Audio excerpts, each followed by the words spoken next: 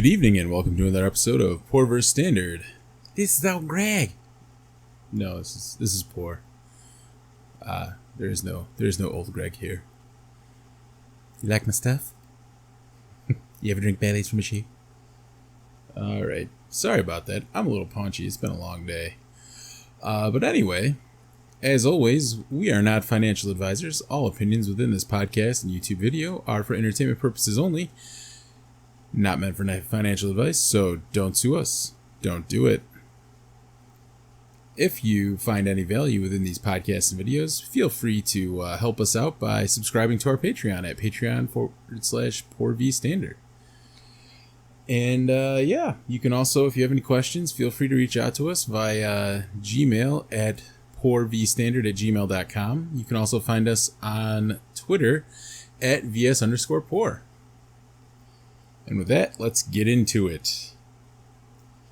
So, it was a very good day in the markets comparatively, especially to a lot of days last week.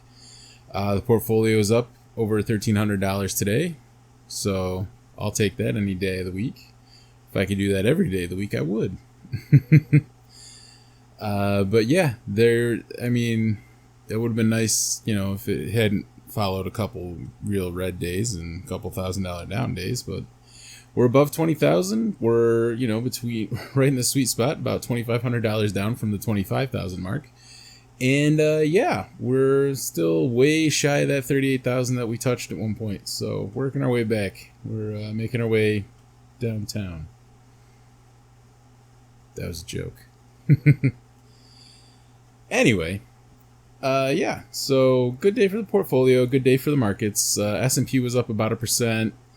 All the different indices were up. The Russell was up about 0.5% in comparison. Tattooed Chef was up like 8 or 10%.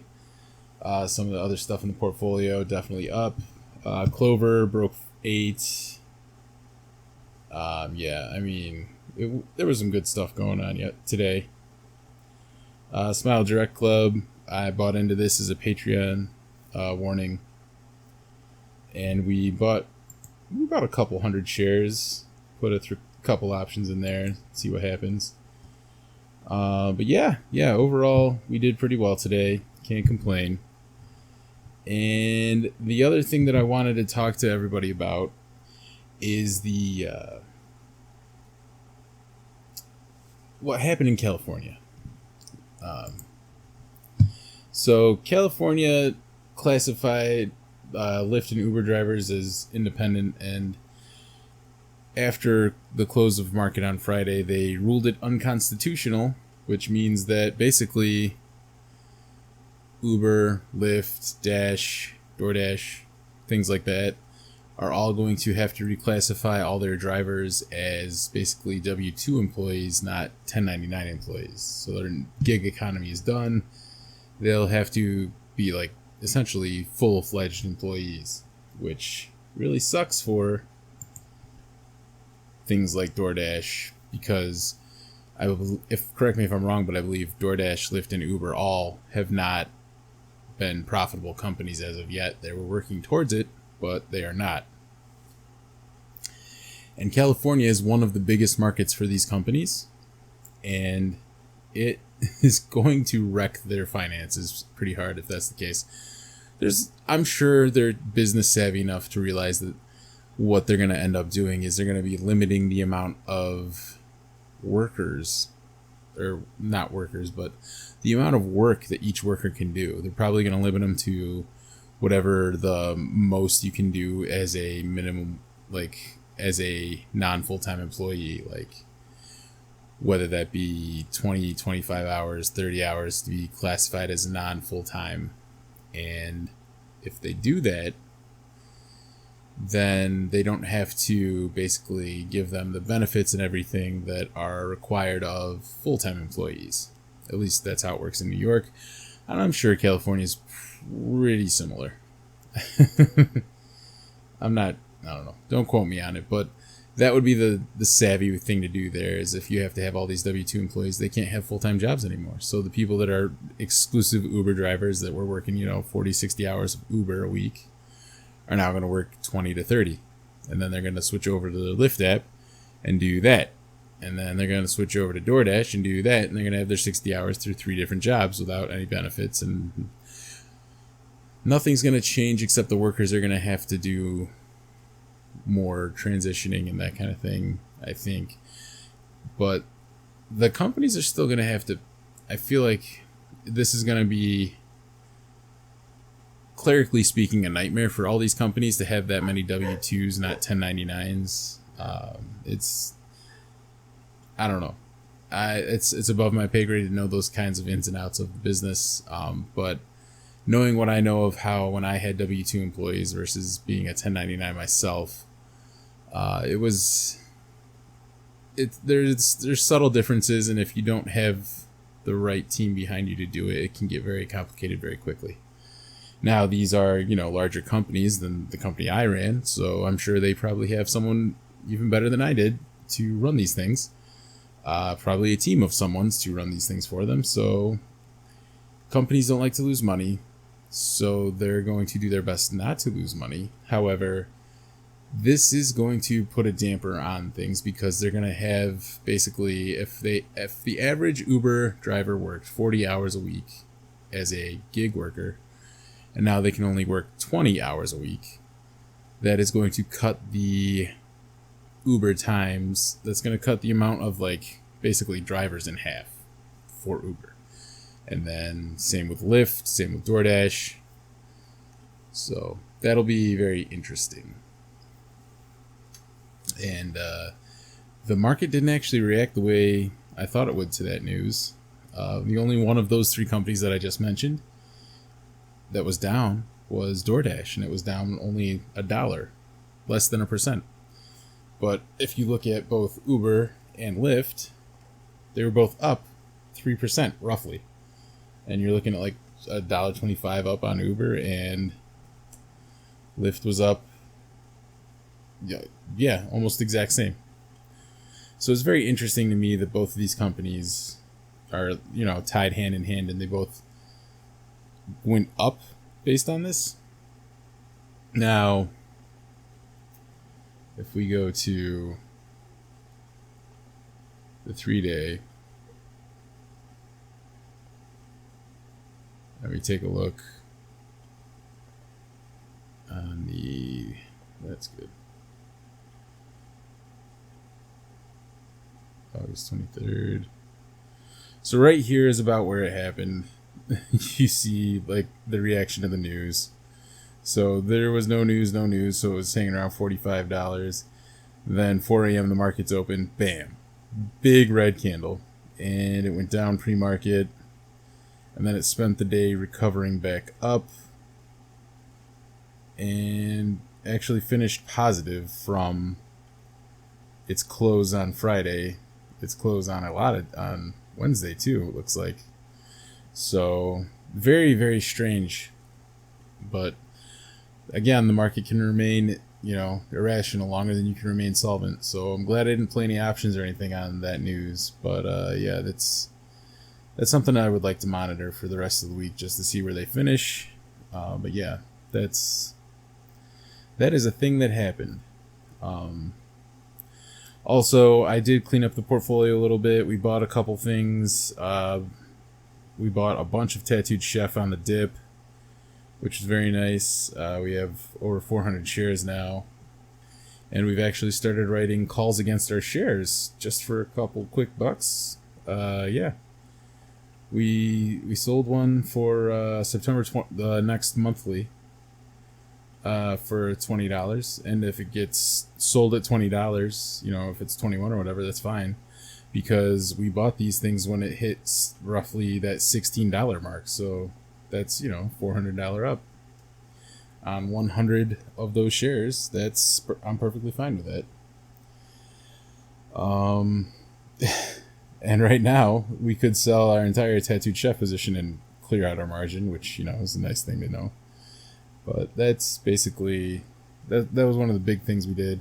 Also, I've been telling the patrons day after day, basically, that TSM, I bought a put on for December.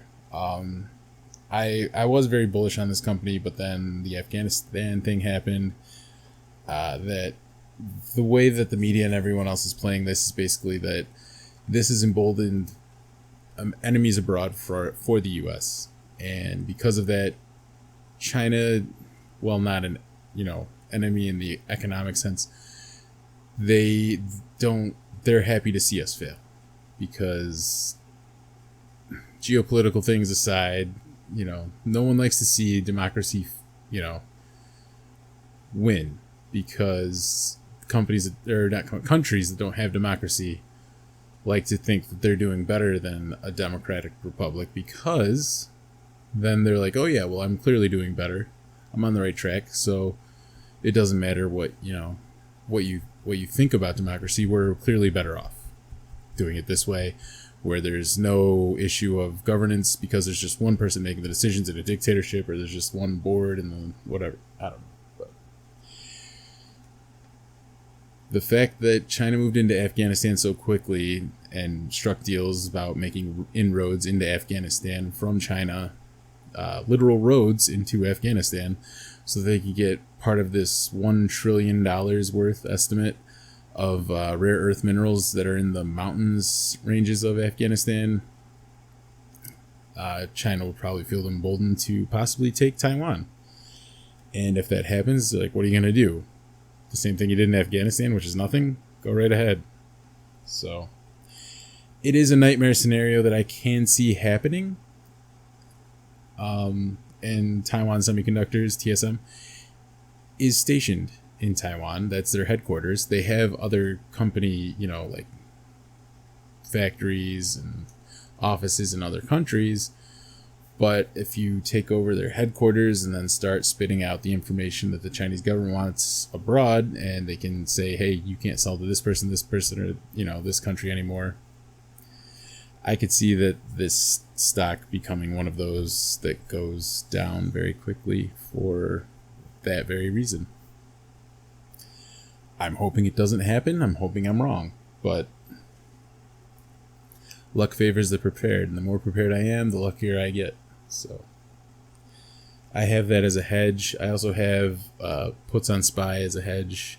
So I'd rather, if shit's going to hit the fan, I'd rather have a piece of the shit than the fan blades, As awful as that sounds. But it's kind of how I feel about that situation. I don't know. My heart goes out to, those that are left in Afghanistan. I can't imagine. Yeah, it's not a good situation, but that's not why we're here. We're here to talk about finances and forget about life for a while. So it's just sad that you can see how finances overlap the geopolitical space very closely, and this is how money is made. By paying attention to your surroundings and what's up. Like, I remember seeing, like a Tesla in my area, and then I saw 2 and 3, and I was like, wow, I should buy some stock in that. Or I remember the very first time I got a DVD delivered by Netflix, and I was like, this is a great service. I should buy this company because this is a really cool thing. And now Netflix is like $500. So it's, just look out for the things that, be aware of your surroundings, be aware of the things you use every day, and be aware of the things that you find cool, because that might be a company you want to look into. So just be, ever vigilant and always looking. I kind of liked how we're doing the swinging for the fences plays and the that kind of thing. We give those out on Twitter, the swinging for the fence plays. Basically, the Smile Direct Club was the swinging for the fence last week, and we made some decent cheddar. We did a double up on a 30-cent option. Hell yeah. Got up to 60 cents. We were cooking with gas. We bought one because it's $100 maximum. Before we go, I did want to mention crypto being on a tear, because I'm sure that's what everyone's talking about. The fact that we have a Cardano just shy of $3 is astounding. I mean, the last time I bought it was, what was it? It was damn near like $1. It was like $1.06 or something. Yeah, right there. Last time I bought it, $1.671. 0671, yeah. So it's definitely a triple bagger almost for me at this point with even the last shares I bought. But wow, just wow. And Ethereum is up. We're at 3,300, and then Bitcoin did tap that 50K mark and came back down a little bit. So it's been a hellacious weekend for the cryptos. I mean, Dogecoin up over 30. Yeah, there's a lot to go on, a lot going around there. So very cool, very exciting stuff. And hold on to your butts, because where this is headed, I think we're gonna see some more. It's gonna be an interesting week to watch. I will give updates out on the Twitters at vs_poor, and almost every day I give a some type of insight or stock pick or things like that to watch to the patrons. So if you want to be part of that, again, feel free to sign up for the Patreon at patreon.com/PoorVStandard, or just look in the episode notes. And yeah, if you have any questions, please just don't hesitate to reach out. We're always happy to answer questions. So all right. With that, thank you all for listening and watching, for those of you watching. And we appreciate you greatly. And as always, trade well and be safe.